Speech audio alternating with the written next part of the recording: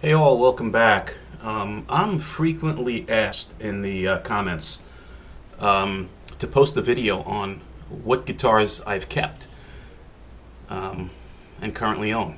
And as you all probably know, if you've followed me for the last couple of years, the channel for the last couple of years, I've reviewed a ton of guitars. So most people think I'm a hoarder and I've got a ton of instruments just laying around my home, which is the farthest from the truth.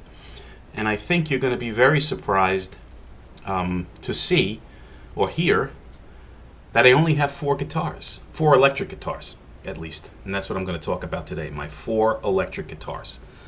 In order to keep this channel going, because I'm not sponsored by anybody, I don't have the luxury, as I mentioned many times, of having gear sent to me to review. Everything I review is paid for out of my pocket. These are not sponsored videos.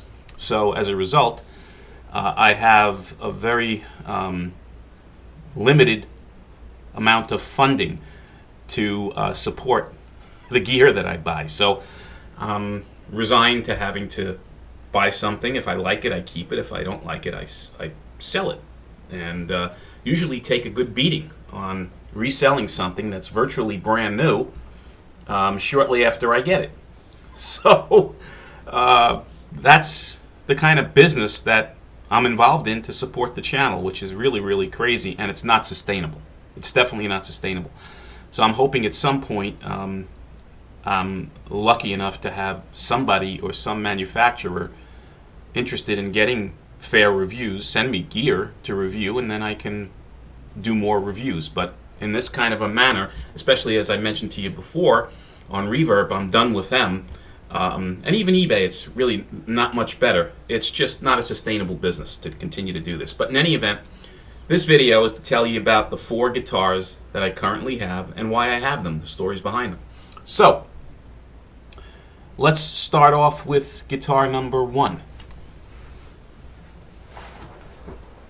This is no surprise, right? You see the gear bag, so you know right away it's a mono price, and it's an Indio. So let's see what we have here. Okay, you've seen this guitar many times on the channel as well, and this is my Indio, monoprice Indio Boardwalk semi-hollow guitar. So I like to keep one of each of each style guitar in the collection that I prefer, styles that I prefer. One of them is an ES335 style Gibson guitar. As you can see here, basic configuration, two-tone, two volume switches, two humbuckers. The reason I like this guitar and have kept this guitar is it is made extremely well for a budget guitar. The fretwork on here is nice. There are no sharp fret ends. The neck is not dry. The action is relatively good. I like the sound of these stock ceramic, I'm assuming ceramic humbucker pickups. I like the look. A lot of the 335s that I've had in the past have the rounded, really rounded Mickey Mouse type ears, which I'm not a very big fan of. I kind of like the smaller, almost pointed to some extent, ears on the guitar.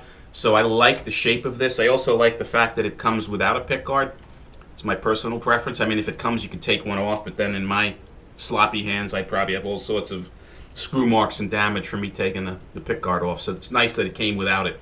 The only thing I don't like about this particular guitar, and I'm not crazy about, is this huge headstock. I just don't like the Indio headstocks on these boardwalks. I wish they would redesign them. Monoprice, if you're watching, just a thought. This thing is way too big, in my opinion, for the guitar. But otherwise, I really like this guitar. I got it a great deal on it also. So this was bought during a 15% off sale, and the guitar was on sale. And Monoprice applies the discount to even sale items. So this was on sale from $229. It was on sale for $174, I believe, $174 and change or something, and then 15% off on top of that. So it was a really, really good deal for a nice guitar with a gig bag.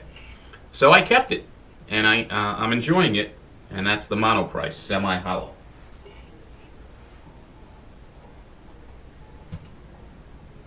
Let's see what's next on the list. Pardon my back. Okay. And this is one that you've seen as well if you've been following the channel.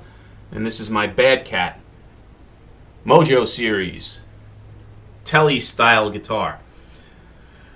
I like this guitar for several reasons. I like the fact that it has, in this particular case, a glossed finish and skunk stripe on the back of the neck, as well as a glossed fretboard. For some reason, maple fretboards that are glossed, I like matte finish on rosewood. That's just my crazy head. But in any event, this guitar is extremely well made for a budget guitar.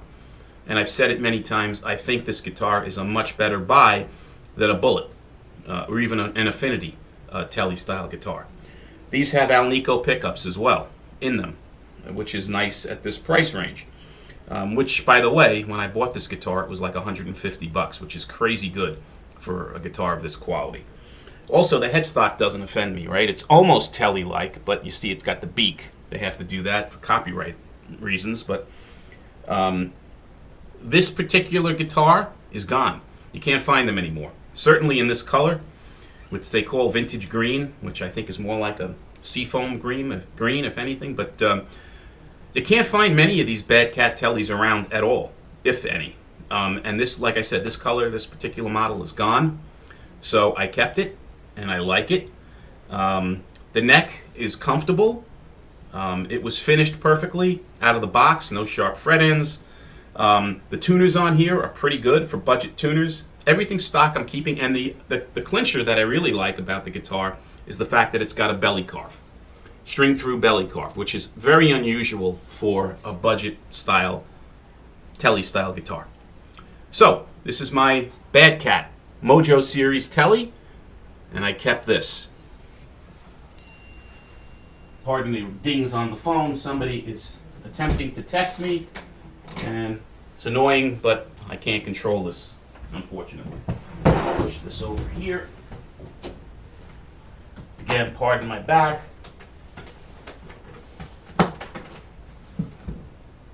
This open here. Okay. Alrighty. Guitar number 3. This is my Strat style guitar, and it is a Squier. My Squier Strat Affinity Series guitar. And this is supposed to be Lake Placid blue, but again, as I mentioned in my reviews, it's kind of dark for a Lake Placid blue, but just the same, I like the guitar. I like the contrast of the black pickguard and the blue color guitar. I got a very, very good deal on this guitar as well. It was on sale at Pro Audio Star for $139 when they were blowing these things out. This guitar is normally $249, I believe. So it was a killer deal, and I had to buy it. So, and when I bought it, I loved it. And the reason being is I really, really like the neck on this guitar. It's one of my favorites of any of the Strats that I've tested. This has a matte finish to it. You can see it's got the skunk stripe. It's got a maple fretboard. And normally I do like the gloss, as I said, but on this guitar, this matte finish is just perfect. It's very fast. I like the pickups on here. They're stock ceramic pickups, cheapo pickups, but they sound great. They have a thick sound, especially when you put a little dirt on them. They almost sound a little like humbuckers, which is crazy for single coils. So I've compared this with many of my budget end Strats that I've had, and I really, really love these pickups. And again, it's a personal thing, right? Some people may hate them, but for me, they're fine.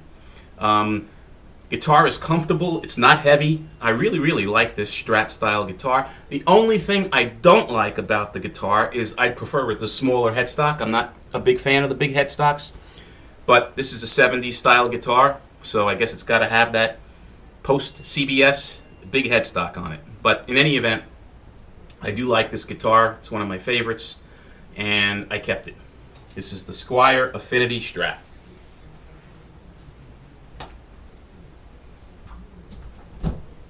Okay.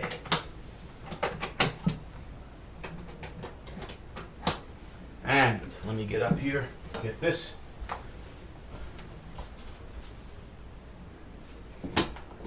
Last but not least, I saved the best for last, of course. Have to do that, right?